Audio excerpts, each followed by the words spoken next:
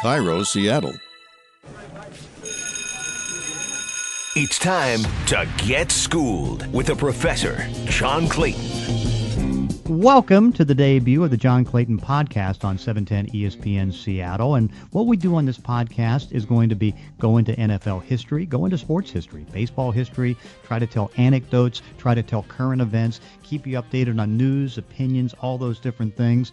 And we're pleased to be joined by Warren Moon, who'll give you a great view of what is going on with the current quarterback situation and take you through two great quarterbacks. You see one every day in Russell Wilson, and of course you see one afar in Cam Newton. He's been involved with both, but wanted to kind of open and debut the show and talking about the evolutions of quarterbacks in the National Football League. Now remember, I go back into the 1970s I covered the Pittsburgh Steelers when I was 17 years old, and boy, you talk about a different era for quarterbacks. There was great talent at the quarterback position, but it was minimized in what they did. They ran the ball. They played defense. They played physical football. So you would see a Bob Greasy go out in some games only throw 9 passes because this was more of a conservative, physical type of football league. And so you didn't see, the 60, 70% passing combinations that you would see as far as completions. It was more just be physical. Terry Bradshaw was so good because he was able to make great throws and run the football.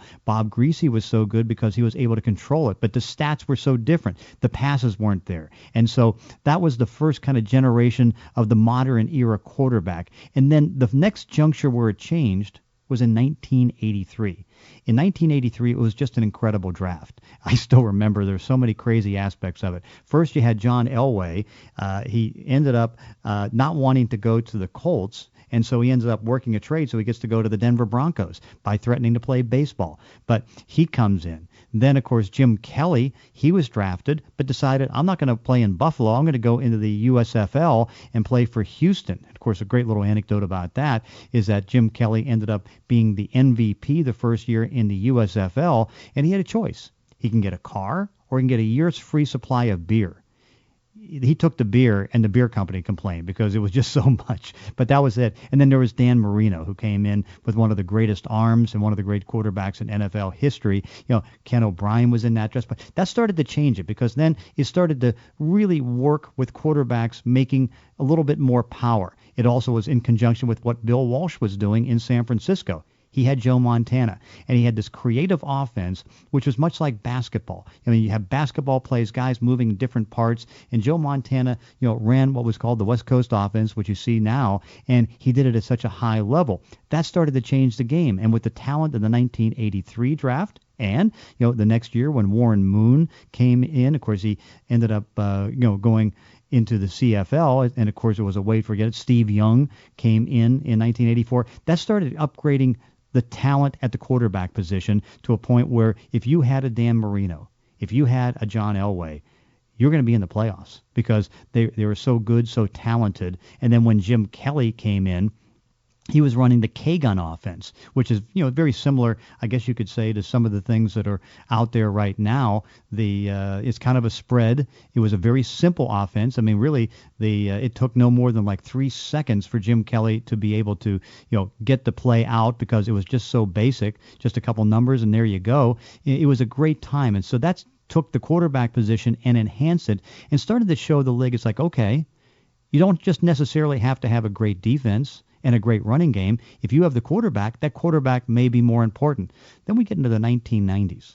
In the 90s, you see that Jimmy Johnson came in. He had a bad team. He got Troy Aikman and started to build. Brett Favre comes in. It didn't work out in Atlanta, traded to Green Bay. He gets together with Mike Holmgren, and he gets such great success. But when you're looking at the evolution at the quarterback position, in the 1990s, it was a little bit of a drought because things started to go. And once you start to see the age coming in the later 1990s with Jim Kelly and with Dan Marino and John Elway, John Elway was sitting there with no Super Bowl rings, and he had to get the last 2 years of his career to pull out those Super Bowl rings and back-to-back Super Bowl wins, and then he retired. You could see that the league was starting to starve a little bit. Then came Peyton Manning. Peyton Manning comes in 1998, and I think in many ways, much like we saw many, many years ago with Johnny Unitas, kind of revolutionized the game. threw the most interceptions of a rookie quarterback that first year, but there was something special about him.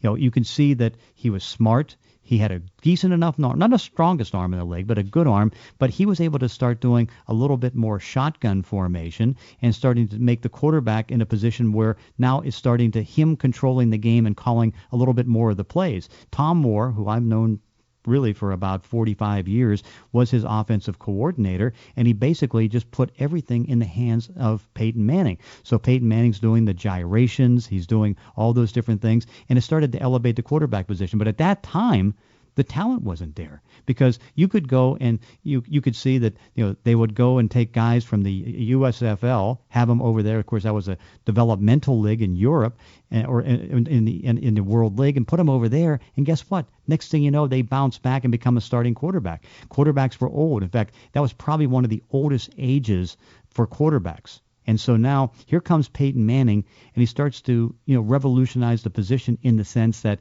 now you can go into shotgun, you can go into no huddle, you can go into hurry up mode. You just have to make it simple, and he made it simple. They pretty much had Marvin Harrison on one side and then Reggie Wayne on the other, and so now teams started to copy that. And of course, you still needed that same thing that happened in the 1980s, in '83 when they had it. You needed that big glut of quarterbacks to come in at one time and take the position to another level. That happened in 2004. 2004, here comes Ben Roethlisberger, Phillip Rivers, Eli Manning. They come in and start getting the talent level at that position even better. And now you accompany it with the evolution of what Peyton had started and Tom Brady was able to develop, is that now the quarterback became everything. If you had the quarterback, you were in. You were a Super Bowl contender every year. And so creativity continued, but the talent level at the quarterback position continued to get better too. Then you go to 2008. 2008 comes in, and Joe Flacco enters the game, makes the playoffs his first year. Matt Ryan comes in with a little bit of a different style, and he becomes a playoff quarterback eventually. So that starts taking things. So now you've got quarterbacks that can work comebacks, work shotgun, work no-huddle offenses, and really take a game to another level. And so that would be the next generation. And now you start to see what is now another blooming generation of stars. And it kind of goes to that 2012 draft, because Andrew Luck comes in. Pro set offense, big physical, strong arm type of guy who can also run. Russell Wilson brings a running element. You go back the year before, Cam Newton came in. And so now you're starting to see some bigger guys, not in the case of Russell Wilson, but a running type of quarterback. They start to branch out and do more things that makes it tougher for a defense. You go back into 2001, and Michael Vick was coming in there, and he was so tough, and he made things so difficult for things, but you didn't have as many of those. Now you're starting to see a few more running quarterbacks. Colin Kaepernick came in 2011, but now the guys like the Russell Wilsons, like the Cam Newtons. Once Andrew Luck gets healthy and back, which he is this year, he starts taking it to another level. And you really look around and you start to see there's a pretty good sense of good young quarterbacks there. And it's timely and it's needed, because overall you can see that there's a graying in the National Football League. Peyton Manning retired and really struggled over his last couple years. Tom Brady's older. Carson Palmer's over. There's a lot of older quarterbacks. Tony Romo's older. But there is a new glut of quarterbacks that are starting to come online and be pretty good. I mean, Derek Carr probably is one of the leaders of the pack. Blake Bortles threw 35 touchdown passes last year. You look at Jameis Winston in Tampa Bay and Marcus Mariota in Tennessee. I mean, you can see greatness coming there. Now we'll see where the next kind of group goes, because there's the next change. And that's going to be, how do you adapt spread quarterbacks and air raid quarterbacks when they really don't do things that the National Football League does, like taking snaps from center, being able to backpedal 3, 5, 7-step drops, those things. And that's going to be a tough conversion. That's why you saw Philadelphia and the Rams make bold moves to move to the top of the draft, because what they're looking at is that they're taking a Jared Goff in Los Angeles because they think he's going to be better than the next 3 years of quarterbacks. Carson Wentz goes to Philadelphia in that big trade-up, because we're going to go through a little bit of a down cycle. I kind of look at this next phase of quarterbacks much like I did in the mid 1990s when there was that drought. So now it's going to be one where if you have a good quarterback and they're going to keep rising. A good young quarterback, you're going to be on the top. That's why when I start to break down the quarterback look of today, I mean, you still have Aaron Rodgers in his 30 and Tom Brady being 1, 2 in whatever order you want, Ben Roethlisberger being 3, but the 2 guys and the 3 guys, I guess you could say, that have risen, I have Russell Wilson, number 4, and I have number 5 being Cam Newton, and Andrew Luck can come back and reclaim it.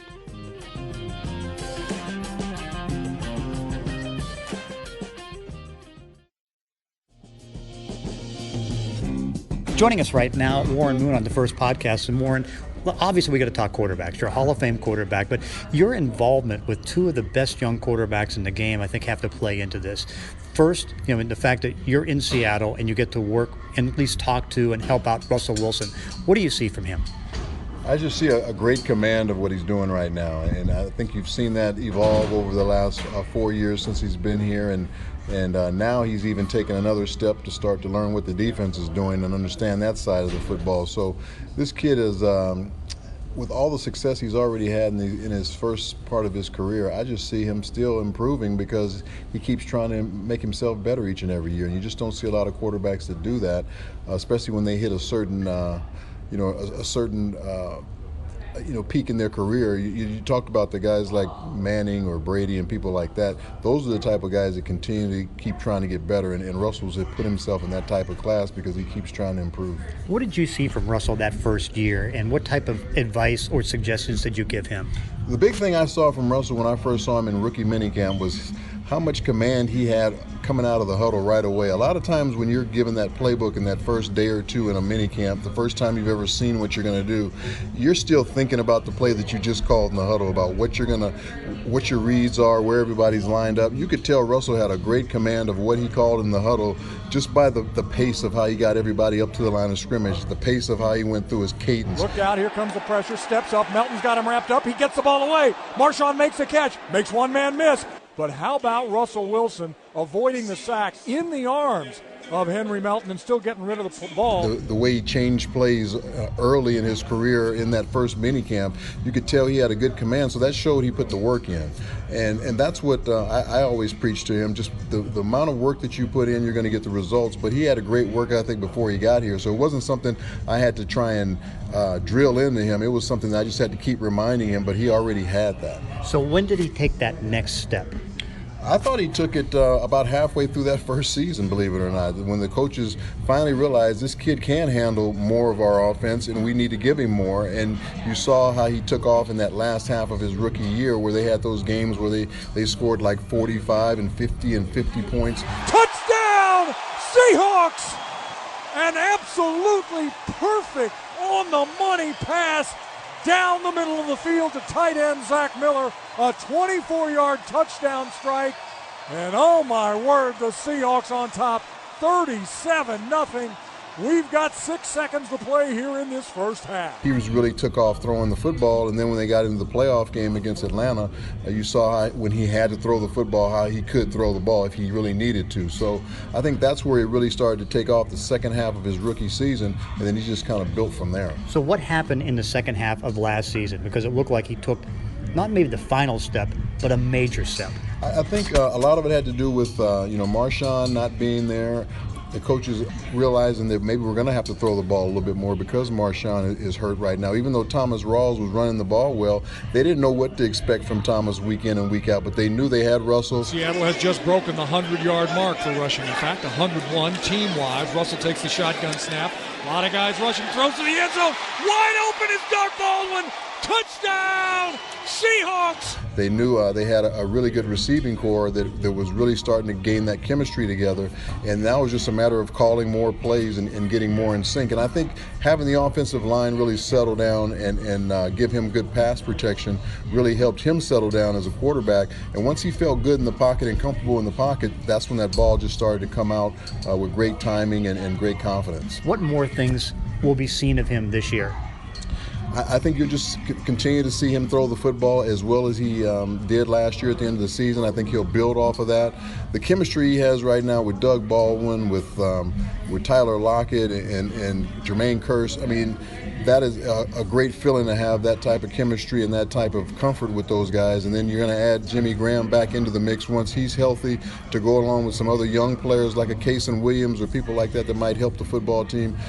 The passing game is really at a level, if they really wanted it to really take off and go to another dimension. But I think because of the way Pete likes to run the football, he's going to always try and keep that balance if he can, but the passing game might be a little bit more than the running game this year. Okay, now the second quarterback you had a direct involvement with from the very beginning, Cam Newton. And I remember how much you were getting resistance and he was getting resistance. I know I stood in your corner because I knew how good this guy was going to be.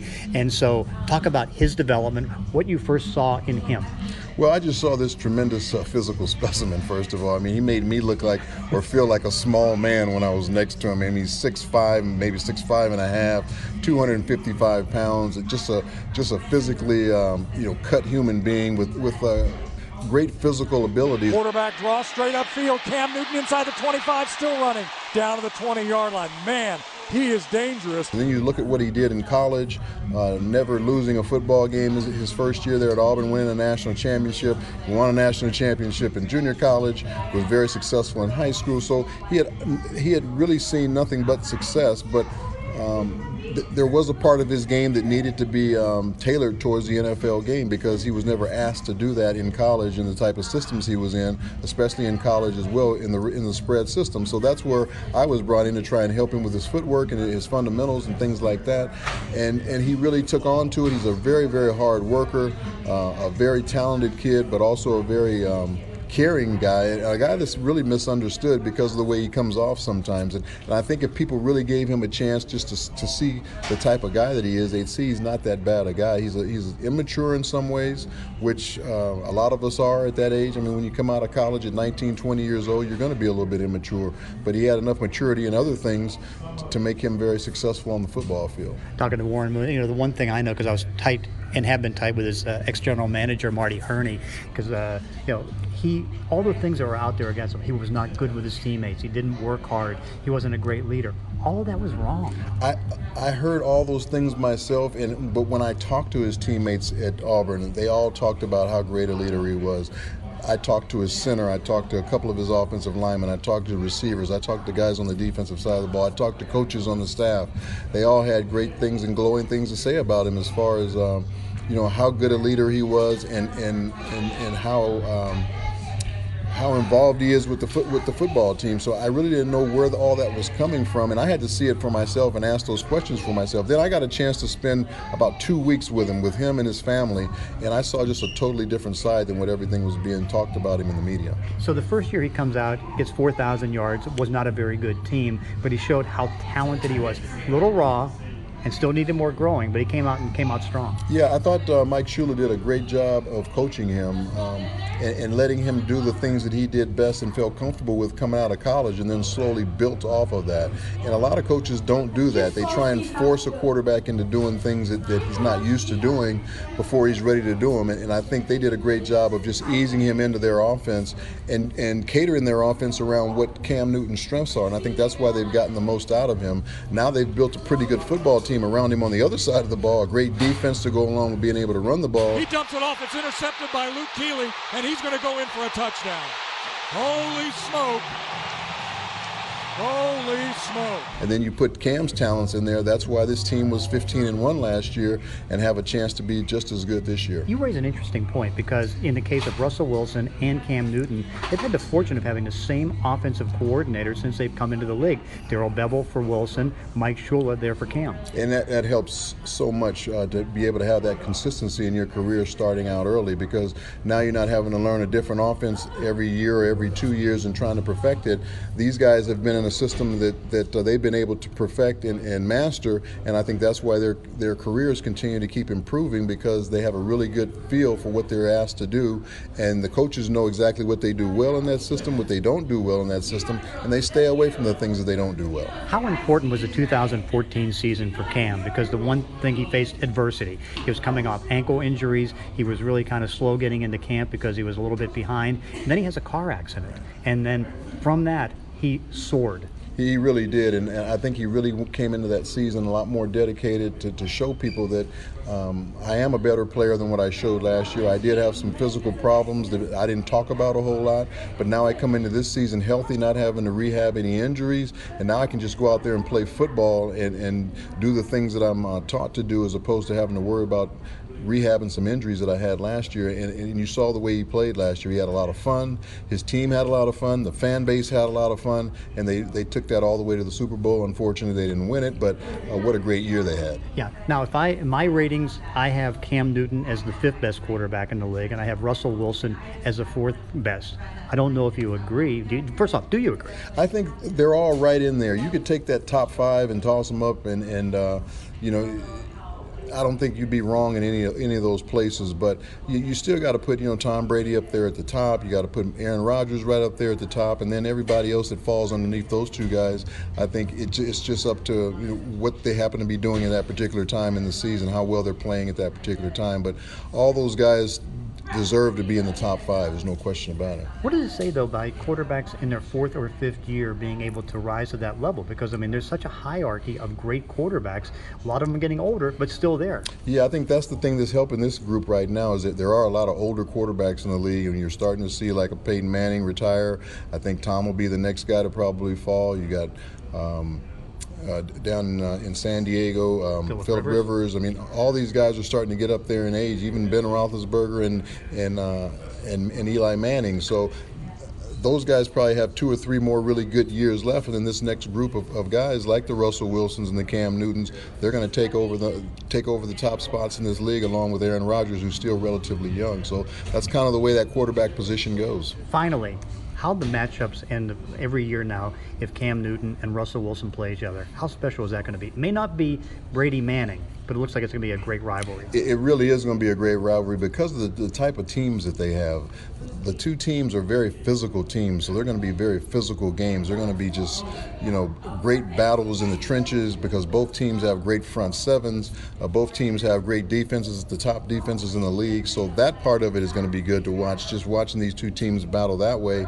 And then they both are physical on the offensive side of the ball, too. The way they run the ball physically like that, it just makes for some very physical battles where the quarterbacks probably won't be the focal points like Brady Manning, but the games will be really good and competitive because of the way the teams are built. They're almost built the same way. 2 of the best young quarterbacks in the league, and you had involvement with both. Thanks for sharing the thoughts.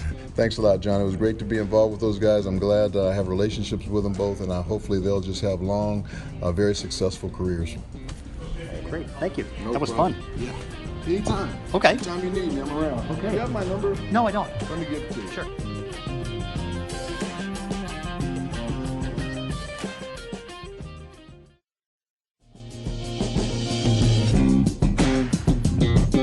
Welcome back to the John Clayton Podcast. All right, so what's ahead for quarterbacks? And right now, I don't know, what is it? Mr. T said it? Pain. Because I went through the next 3 years of the draft, and it's going to be very difficult because you've got more spread and you got more air raid quarterbacks. And again, repeating what I said in the first segment of the podcast, it's tough for them to convert immediately into the National Football League. Look what's going on with Bryce Petty. The New York Jets took a chance on him, put a draft choice on, hoping they can develop, but it takes time. You watch that with Geno Smith. I mean, Geno Smith has struggled because he was a spread quarterback coming out. And the problem is, you're not used to the functions of the National Football League.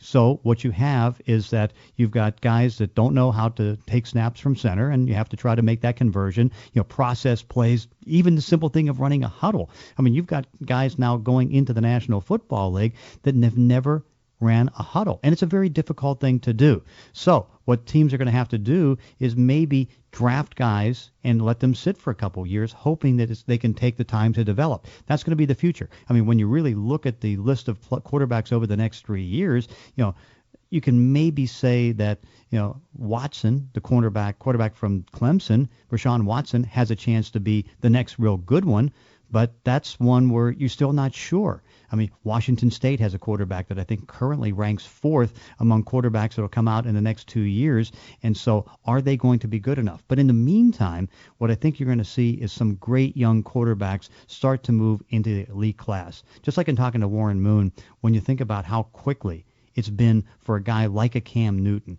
and a Russell Wilson to reach the top 5 in the National Football League as far as quarterbacks. That's amazing.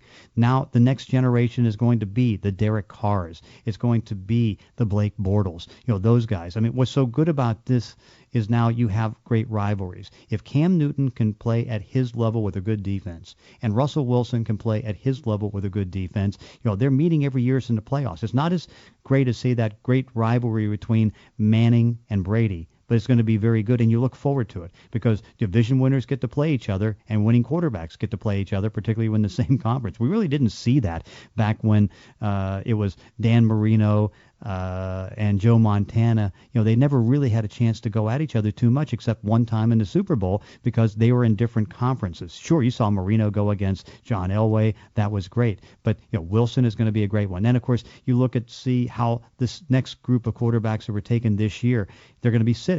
Paxton Lynch, I think, is going to be pretty good, but it's going to probably take him a year or two, like it took Blake Bortles to be successful. Carson Wentz right now is the third quarterback in Philadelphia, but at some point he's going to take over. And then you look down to the Los Angeles area and see where it goes for Jared Goff. He probably will get a chance to play earlier than the other two guys, but will he be successful? Will he be able to score more than 17 points a game? It's just now going to be tougher for teams to be as successful drafting quarterbacks. You talk to general managers all through the years, they usually say it's 50-50 on your chances of success with a quarterback. Now I think the odds go a little bit against us starting next year because you just don't know if those spread quarterbacks can convert. I mean, look at Blaine Gabbert. Blaine Gabbert went to Jacksonville. They traded up for him, and he was terrible. Now he's now in the league about 5 years. He's now started to settle down and probably is going to win the starting quarterback job in San Francisco. You just have to have the patience. And, of course, if you miss on a quarterback, usually what happens is you're looking for a job in a couple years because that position is so big. But, you're seeing great athletes at that position. It's still going to be a fun quarterback-driven league and a lot of excitement. And it's going to be interesting when you start to see, the Bortles, the Mariotas, the Winstons, and all those guys starting to become the new stars of the league. I mean, look what's the dynamic part of the Cam Newton experience because, people outside of Carolina hate him because he celebrates too much. He's a little bit too cocky. He's too moody when things go wrong. But this guy brings energy and is now becoming a superstar in this league. Russell Wilson does it a different way in the sense that he's professional, he's hardworking, he doesn't want to try to bring attention to himself, he just wants to try to win the football games, but he does such a great job of that. So quarterbacks now are in a great position, and so it's going to be through change. And of course, the change coming up in the next couple of years, will there be enough good ones to feed all these teams? They're never going to get a point where there's going to be all good quarterbacks on all teams. There's just not enough great ones to be able to do it, and then you can see the teams that don't have them, they're usually drafting pretty high up in that first round to try to find the answers that may not be there. So there's a lot of failures, but there are a lot of successes, and of course, it's still a great era for quarterbacks, and that is our podcast.